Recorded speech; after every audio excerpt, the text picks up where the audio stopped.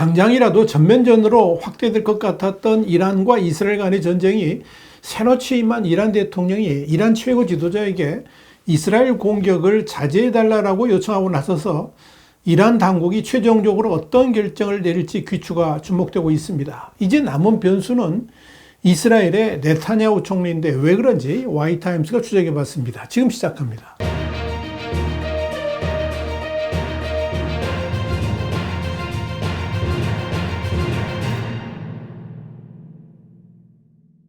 이란의 반체제 매체인 이란 인터내셔널은 8일 중도 개혁 성향의 마수드 페제스키안 이란 대통령이 최고 지도자 아야톨라 알리 하메네이에게 자신의 대통령직 수행에 파멸적인 영향이 있을 것이라고 우려하면서 이스라엘 보복 공격을 자제해달라고 요청했다. 이렇게 보도해서 눈길을 끌었습니다.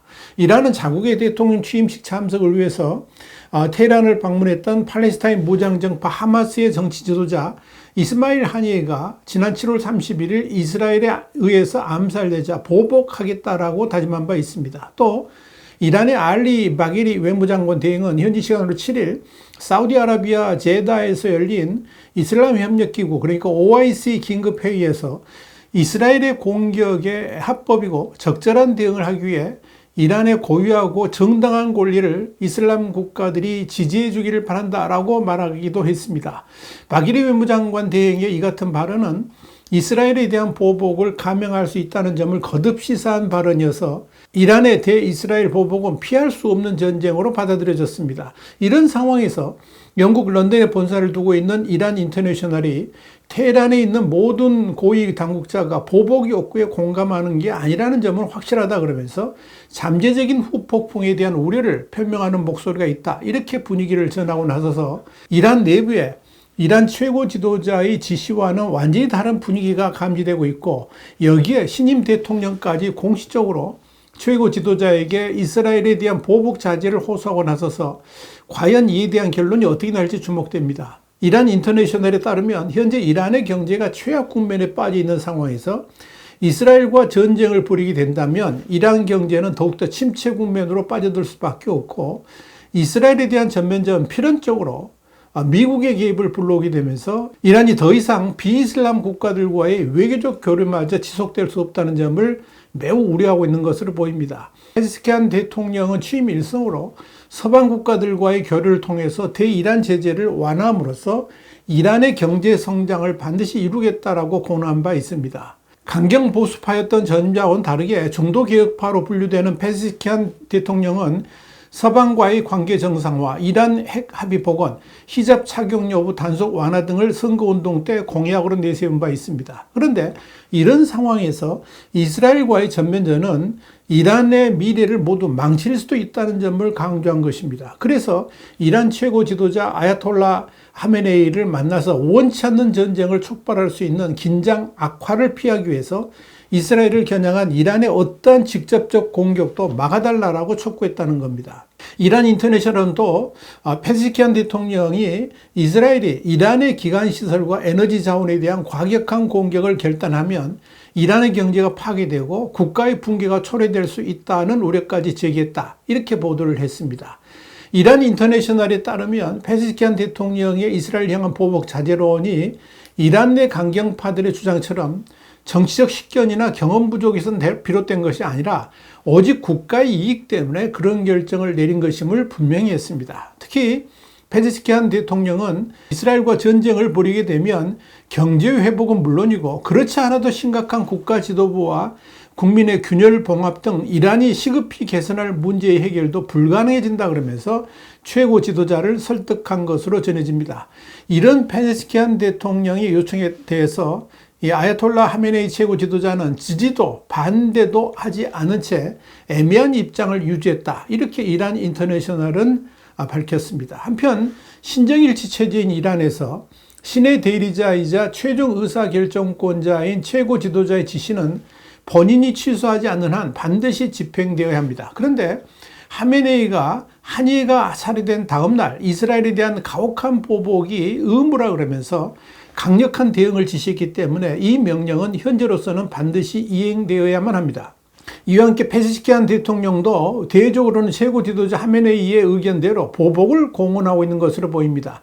실제로 페제시키안 대통령은 현지 시간 7일 에마뉴엘 마크롱 프랑스 대통령에게 이스라엘에 대한 보복 의지를 재확인했다라고 이란 국영 IRNA 통신이 보도를 했습니다. 페제시키안 대통령이 이날 마크롱 대통령의 전화를 받아 통화하면서 이란은 전쟁을 피하고 세계 평화를 위해 노력하는 것을 근본 원칙으로 여기지만 자국 안보가 침해되는 상황에서는 국제법의 틀 안에서 결코 침묵하지 않을 것이다. 그러면서 이란의 손님으로 온 한예를 이스라엘 정권이 암살한 것은 영내 갈등을 부추기는 행위다. 이렇게 비난했다라고 밝혔습니다. 이란과 이스라엘의 직접 충돌 우려가 사그라들지 않는 가운데 한편으로는 양측의 전면전 여부가 미국을 비롯한 주변국의 노력에 좌우될 국면으로 접어들고 있다. 이런 조심스러운 진단도 제기가 됩니다.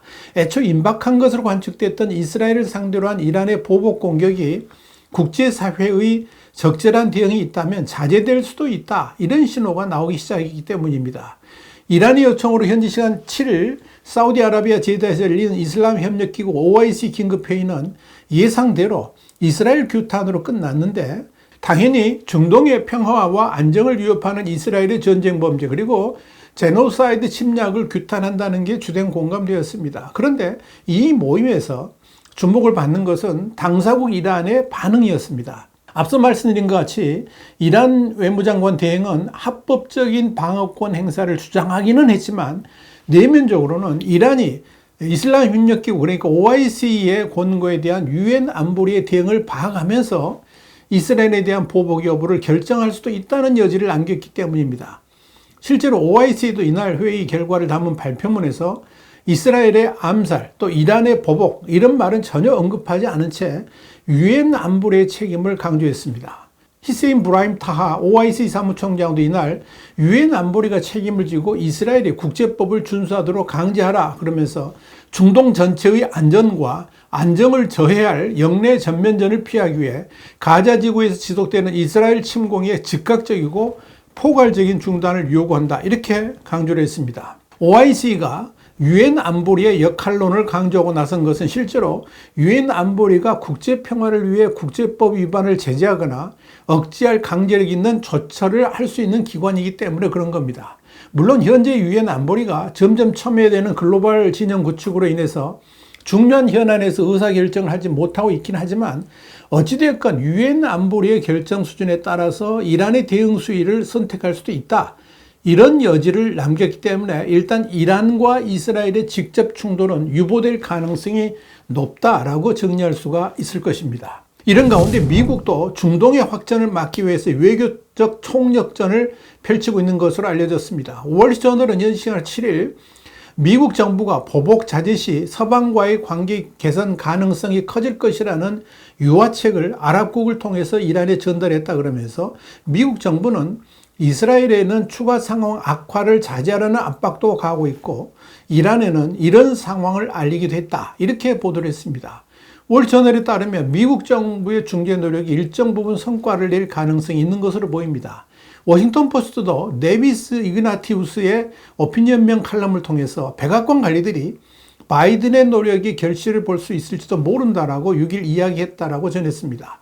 이그나티우스는 이어서 이란이 한이의 암살에 따른 중대한 보복 계획을 제고할지도 모른다 그러면서 백악관 관리들은 레바논의 대리 세력인 헤즈볼라가 아직 예측 불가능한 변수라고 말한다. 이렇게 덧붙였습니다. 이그나티우스는 이와 함께 이란이 미국의 군사적 압박이나 강경한 메시지 전달에 억제될 수도 있다 그러면서 백악관이 주 이란 스위스 대사관, 유엔 주재 이란 대표부에 은밀하게 경고를 전했다라고 밝혔습니다.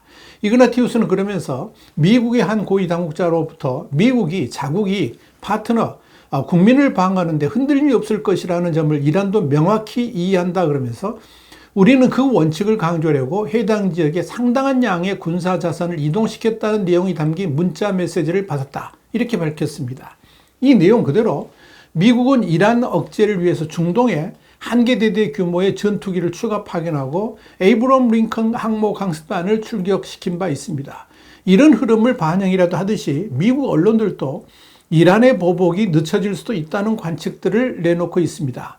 토니 블링컨 국무장관은 지난 4일 G7 외무장관들에게 이란의 보복이 이르면 5일 단행될 수도 있다라고 알렸지만 바이든 대통령은 5일 국가안보팀으로부터 보복의 시기가 불확실하다는 평가를 보고받았다라고 밝혔습니다. 이런 상황에서 돌발 변수는 오히려 이스라엘입니다. 전쟁 지속을 강력하게 설파하고 있는 베냐민 네타냐후 총리가 또 갑자기 무슨 짓을 벌일지 모르기 때문입니다. 그래서 바이든 대통령은 한일 암살 다음 날 네타냐후 총리와의 전화통화에서 정제되지 않은 격한 말들을 쏟아낸 것으로 전해집니다. 화이트하우스 국제정세 분석의 주북이었습니다. 감사합니다.